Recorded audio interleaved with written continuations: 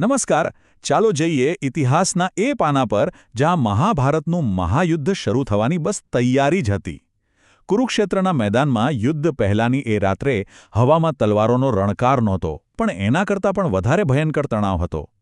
આ તણાવ યોદ્ધાઓના મનમાં ચાલી રહેલા સંઘર્ષનો હતો.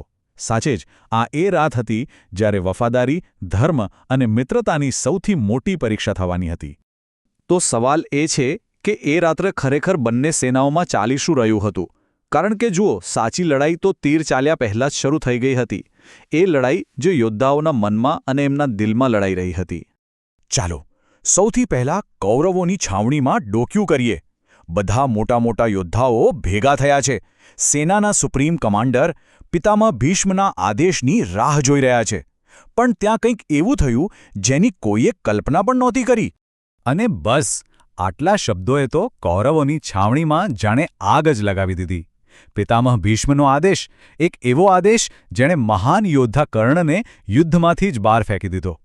જાણે બધા પર વીજળી પડી હોય એવો માહોલ હતો. હવે આ નિર્ણયનું મહત્વ સમજવા જેવું છે. ભીષ્મે કારણ શું આપ્યું કે કર્ણ સૂતપુત્ર છે, એટલે કે એક સારથીનો દીકરો. એ જમાનામાં આને ક્ષત્રિય કરતાં નીચો દરજ્જો ગણવામાં આવતો. અને ભીષ્મ આ જ કારણે કર્ણને હંમેશા ધિક્કારતા. પણ વાત એટલી જ નહોતી. કર્ણ કોઈ સામાન્ય યોદ્ધો નહોતો. એ તો દુર્યોધનનો જીગરજાન દોસ્ત હતો, એની સૌથી મોટી તાકાત હતો. એટલે આ નિર્ણય એ માત્ર એક યોદ્ધા પર નહીં, પણ સીધો દુર્યોધનના દિલ પર ઘા હતો. અને જેવો આ નિર્ણય સંભળાયો, તરત જ જાણે એક વિસ્ફોટ થયો. દુર્યોધન માટે તો આ અપમાન સહન કરવું અશક્ય હતું, અને એણે જે પ્રતિક્રિયા આપી એ જોવા જેવી હતી. તો જો આ લડાઈ હવે માત્ર સૈન્યના નિર્ણયની નહોતી રહી. આ તો બે અલગ અલગ વિચારધારાઓની ટક્કર હતી. એક બાજુ ભીષ્મ હતા, જેમના માટે જન્મ અને પરંપરા બધું જ હતું. અને બીજી બાજુ હતો દુર્યોધન, જે કહેતો હતો કે ના, જન્મ નહીં, કર્મ મોટો છે અને મિત્રતાથી મોટું કશું નથી. દુર્યોધને તો ભીષ્મ પર સીધો આરોપ મૂકી દીધો કે તેઓ પાંડવોનો પક્ષ લઈ રહ્યા છે. આ તો દગો છે. વાત અહીં સુધી પહોંચી ગઈ કે ગુસ્સામાં આવીને દુર્યોધને ભીષ્મને સેનાપતિ પદ પરથી હટાવવાની કોશિશ કરી. વિચાર તો કરો, પોતાના મિત્ર માટે એ સેનાના સૌથી અનુભવી જનરલને પણ કાઢી મૂકવા તૈયાર હતો. એણે ચોખ્ખું કહી દીધું, જો કર્ણ નહીં લડે તો તમે પણ સેનાપતિ નહીં રહો. એક તરફ દુર્યોધન ગુસ્સામાં બળી રહ્યો હતો, પણ હવે બધાની નજર કર્ણ પર હતી. એ શું કરશે? અને કર્ણે જે જવાબ આપ્યો એણે બધાની ધારણાઓ કરતાં કંઈક અલગ જ કરી બતાવ્યું. કર્ણના આ શબ્દો જ ઘણું બધું કહી જાય છે. એણે સ્પષ્ટ કરી દીધું કે આ લડાઈ એના માટે કેટલી અંગત હતી. ભીષ્મનો આ નિર્ણય એની ઓળખ પર, એના જીવનના સિદ્ધાંત પર એક સીધો હુમલો હતો. અને અહીં કર્ણે જે કર્યું એ એક માસ્ટર સ્ટ્રોક હતો. એણે પોતાની પીછેહટને હાર નહીં, પણ જીત માટેનું બલિદાન ગણાવ્યું. એણે સ્વીકાર્યું કે આખી સેનાને ભીષ્મ પર ભરોસો છે અને જીતવા માટે એ જરૂરી છે. આ રીતે એણે દુર્યોધનને શાંત કર્યો અને સેનાને તૂટવાથી બચાવી લીધી. મિત્રતા માટે આટલું મોટું બલિદાન!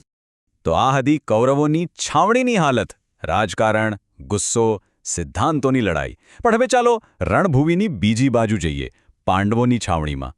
ત્યાં માહોલ સાવ અલગ હતો. ત્યાં એકદમ ઊંડું મનોવૈજ્ઞાનિક તોફાન ચાલી રહ્યો હતો. કૌરવોની છાવણીમાં તો ફૂટ પડી ગઈ હતી, એ તો આપણે જોયું. પણ શું પાંડવો એકદમ એકજૂટ હતા? શું એમના મનમાં કોઈ શંકા નહોતી? અને અહીંથી શરૂ થાય છે આખી વાર્તાનો સૌથી મોટો નૈતિક સંઘર્ષ. પાંડવોનો સૌથી મોટો યોદ્ધા અર્જુન, જેણે આ જ યુદ્ધ માટે વર્ષો સુધી તૈયારી કરી હતી, એ જ અર્જુન યુદ્ધના મેદાનમાં પોતાના સગાઓને જોઈને ભાંગી પડ્યો. આ શબ્દોમાં અર્જુનની પીડા દેખાય છે. એ જે યુદ્ધને ધર્મયુદ્ધ માનીને લડવા આવ્યો હતો, એ જ યુદ્ધના પાયા પર એને શંકા થઈ રહી હતી. સામે કોણ હતું? પોતાના દાદા ભીષ્મ, પોતાના ગુરુ દ્રોણ. એમના પર બાણ કેવી રીતે ચલાવે? અર્જુન તો આ સંકટમાં ફસાઈ ગયો હતો, પણ એનું સમાધાન આવ્યું એક એવી જગ્યાએથી જેણે ઇતિહાસ બદલી નાખ્યો. અને અહીંથી શરૂ થાય છે ભગવાન કૃષ્ણની ભૂમિકા. અને આ ગહન સંકટની ક્ષણમાં અર્જુનને એનો જવાબ મળ્યો. એક એવો જવાબ જેણે માત્ર યુદ્ધ જ નહીં, પણ સમગ્ર માનવજાતનો ઇતિહાસ બદલી નાખ્યો. અને આ એ શબ્દો હતા જેણે બધું જ બદલી નાખ્યું. ભગવાન કૃષ્ણે અર્જુનના સારથી બનવાનો નિર્ણય લીધો. સમજો, આ માત્ર રથ ચલાવવાની વાત નહોતી. આ તો એક માર્ગદર્શક, એક ગુરુની ભૂમિકા હતી, જે ઇતિહાસ રચવાની હતી. આ નિર્ણય કેટલો અદ્ભુત હતો એ સમજો. એક તો શસ્ત્રો ના ઉઠાવીને કૃષ્ણે પોતાની પ્રતિજ્ઞા પાળી. બીજું, સારથી બનીને તેઓ અર્જુનની સૌથી નજીક રહી શકતા હતા, એને માર્ગદર્શન આપી શકતા હતા. તેમણે અર્જુનને હિંમત આપી કે એ આ લડાઈમાં એકલો નથી. અને બસ આ એક જ નિર્ણયે ભગવદ્ ગીતાના જ્ઞાન માટેનો રસ્તો ખોલી દીધો. અને અંતે આ એક સવાલ રહી જાય છે જે આજે પણ એટલો જ સાચો છે. જ્યારે કર્તવ્ય અને લાગણીઓ વચ્ચે લડાઈ થાય ત્યારે સાચો રસ્તો શું હોય?